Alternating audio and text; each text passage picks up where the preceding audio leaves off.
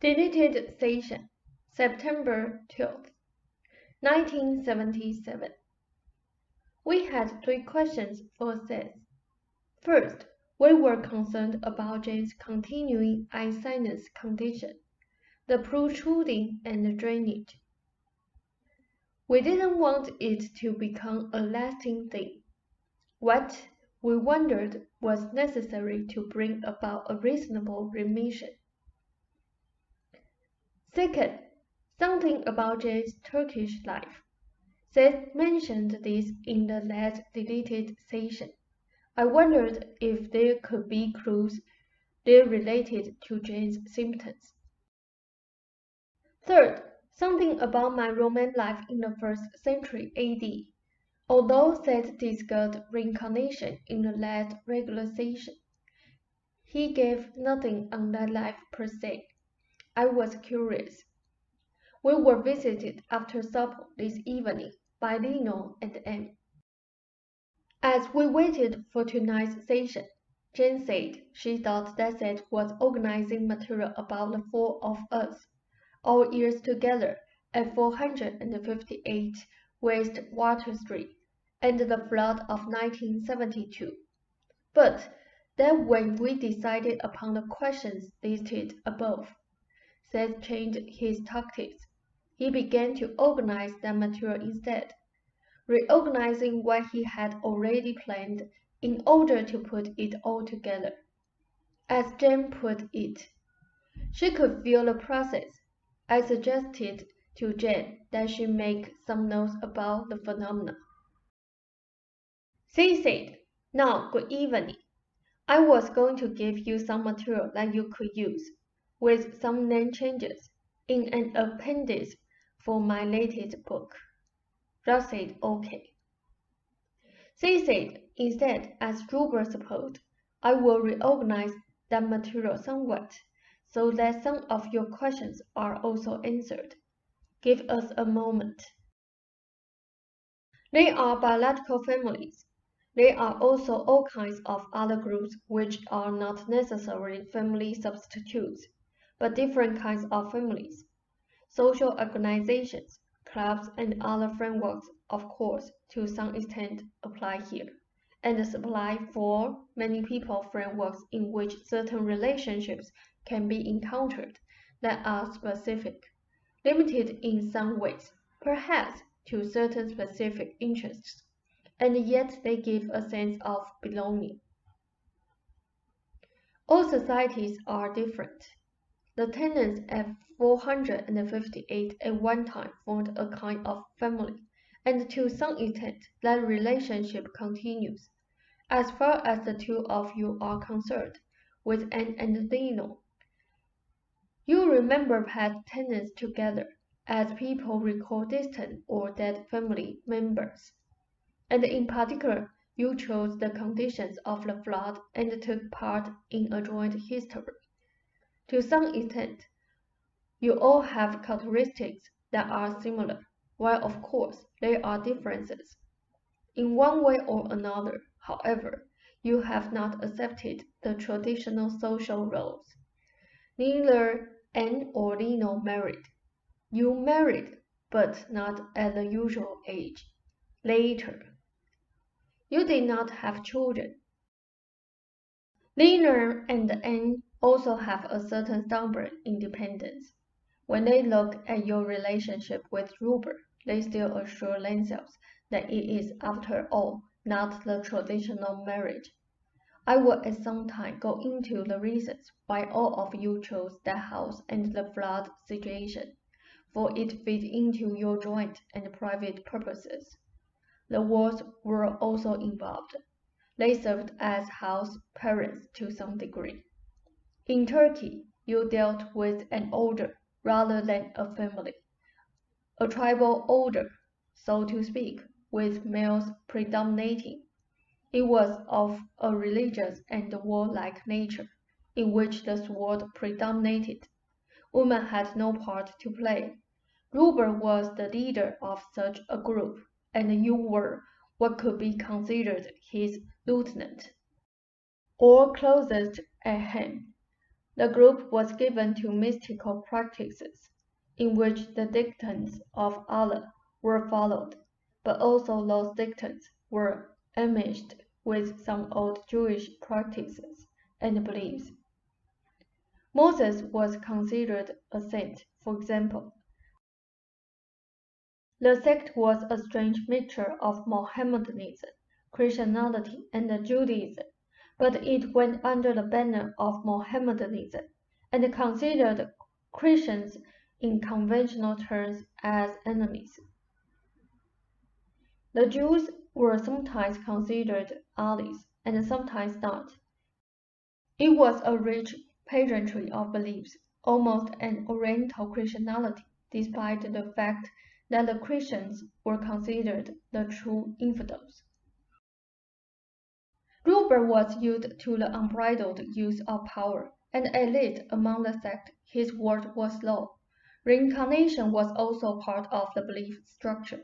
It was considered a blight of the gods, for example, to ever return as a woman. You were Ruber's younger brother at that time, and both of you engaged in many bloody religious battles. You were blunt men, yet highly emotional, living for some time near Constantinople, but ranging far, even to Afghanistan, and on several occasions meeting bands from Rome. You were great riders, horses being wealth, and collectors of fine gold ornaments. Ruber was just as he understood justice.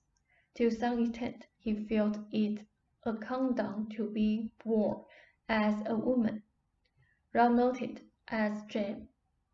They said he also played down physical abilities, for toward the end of that life he became hungry for knowledge, and wondered at his own unbridled use of power. You were the man again, so for some years he was confused because he felt himself to be, as a woman, in an inferior position to you. He accepted you as a mate and teacher, however, and put such weight upon your words because in that old context you were a male. You both decided to use power indirectly, however, to affect your civilization through thought rather than through combat. In early years, Ruber found it difficult even to contradict you, even while he insisted upon his own independence of mind and upon his use of his abilities.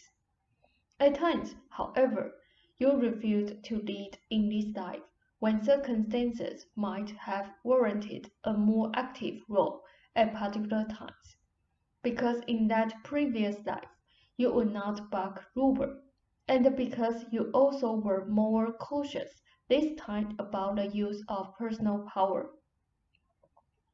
You had excelled, as he had, in all areas of that experience, as warriors, religious leaders, chieftains.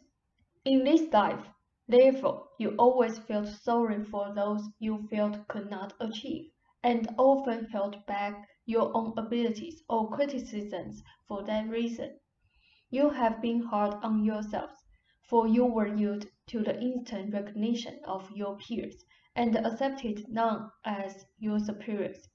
In this life, you concentrated upon the search for knowledge, and even in that particular past life, power was important only because it was considered the gift to believers from God, and therefore the natural result of knowledge.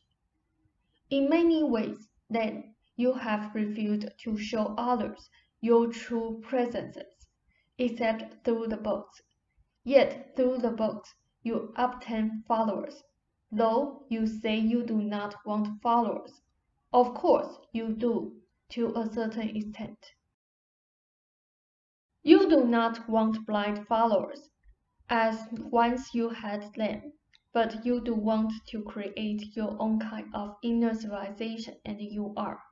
This time, those followers are provided with information you did not have then, and they are taught to be true to themselves.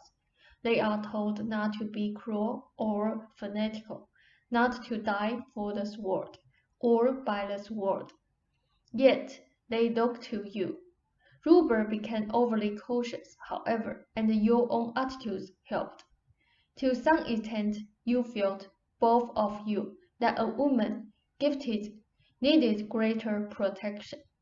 She was not as dependable, nor should she really show her face in public. So to some extent, the symptoms took the place of the veil. All of that occurred in the background, in which you chose an artistic ability that did not fit into the accepted male role, and Rupert possessed a drive that did not fit the feminine picture either. You quite concurred with the attitudes involved. Each of you disliked fanatics because you were once so fanatical. Rupert went to battle with all of his men, and only as he grew older did he begin to wonder at his own motives, or the beliefs that were the structure of his life. You also questioned. You set up a system of balances so that you would think before using your power. This was overdone, however. On the other hand, it was reassuring now because in that other life, you were afraid of your own impetuosity together and had to know you could control it while using your abilities. You have each controlled it.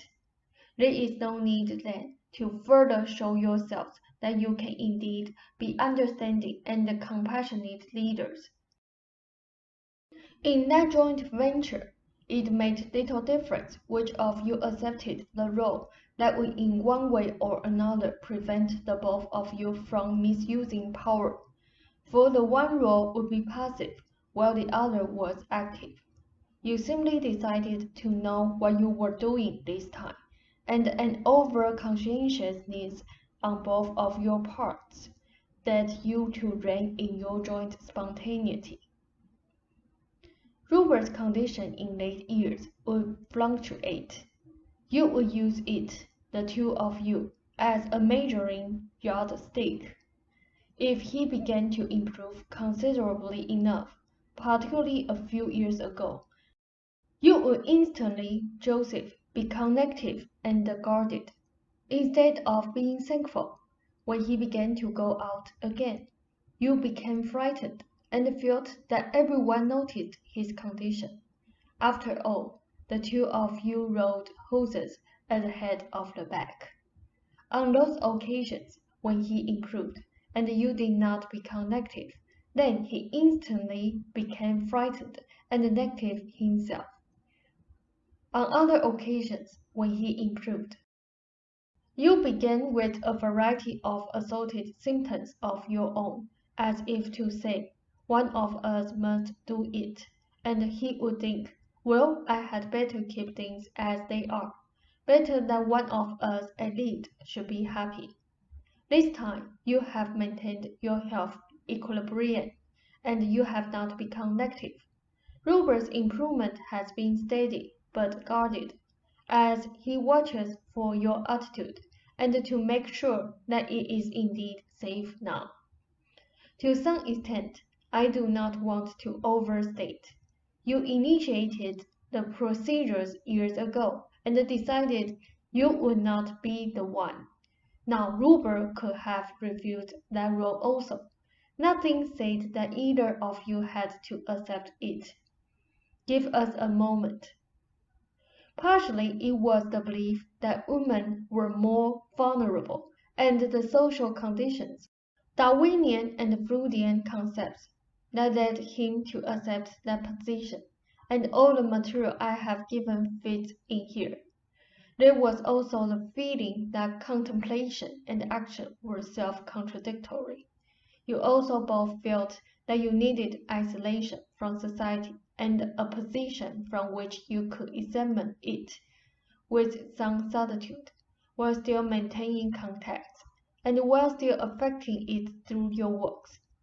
You did not want to sell your paintings because you did not want that much direct contact with that society or marketplace. Prentice served your purposes for the same reason, and because of reincarnational contacts with Ten. Ruber's condition has also served as a framework in which he is the opposite of the conquering hero. It is an attempt to play down his presence, to be the absent leader, and in this, again, you hardly conquered. You also played down your own leadership role, while of course maintaining it, and the two of you operate as a team now as you did then. In that life, women were expected to be decorative, and most of all compliant.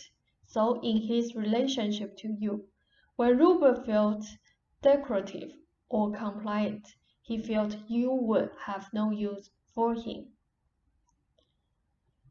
You each decided to have no children. You, of course, as well as Ruber. Your children are the people you influence, help, and guide. In any case, in the context of this discussion, had you not married Ruber, you would have remained single, or possibly married to a woman who also would not want children. You were both used to the idea of attaining knowledge and influencing minds.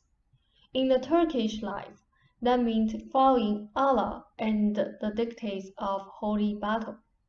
Now, you know that no wars are holy, only regrettable.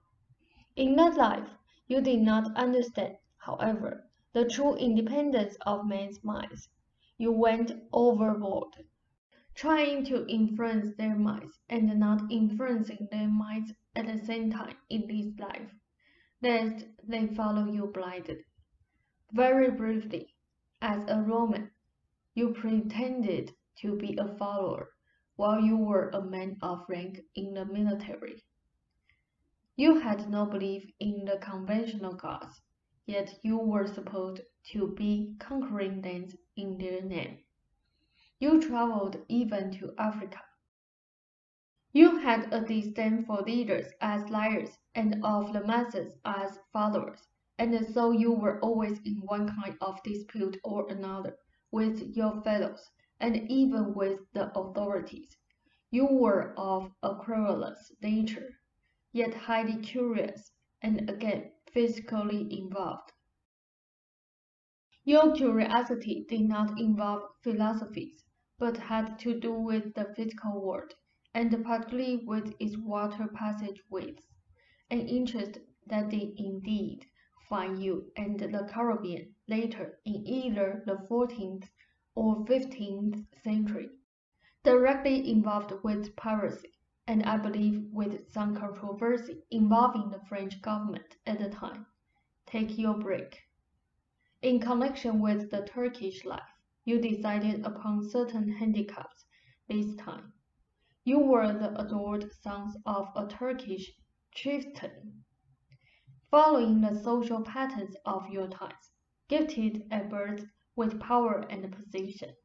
In this life, Ruber chose poverty as a background, a mother who was not physically fit, a broken family.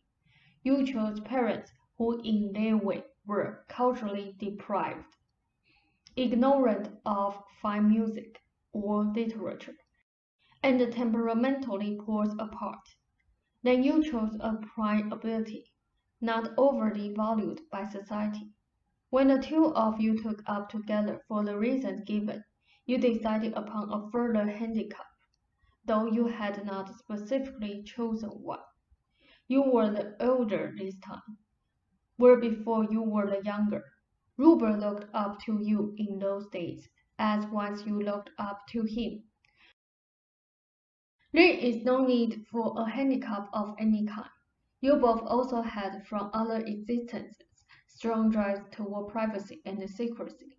The television program you saw about monasteries and privacy to some extent applies here, for in the hurly-burly of medieval life, there was no privacy for thought. Only monks could afford it, and there were thousands of different groups scattered throughout Europe.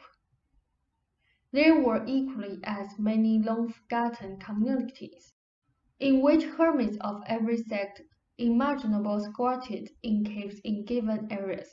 People of solitary nature born in medieval times had to make their own structures, and if they were not hermits or monks, they were outlaws of one kind or another, frequenting the woods, which were often full of semi-permanent but isolated communities, men and women who preyed upon travelers, for example.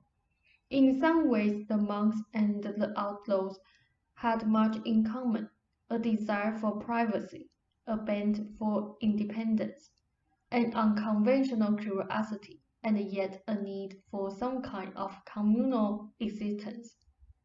For there was no technology to support such people.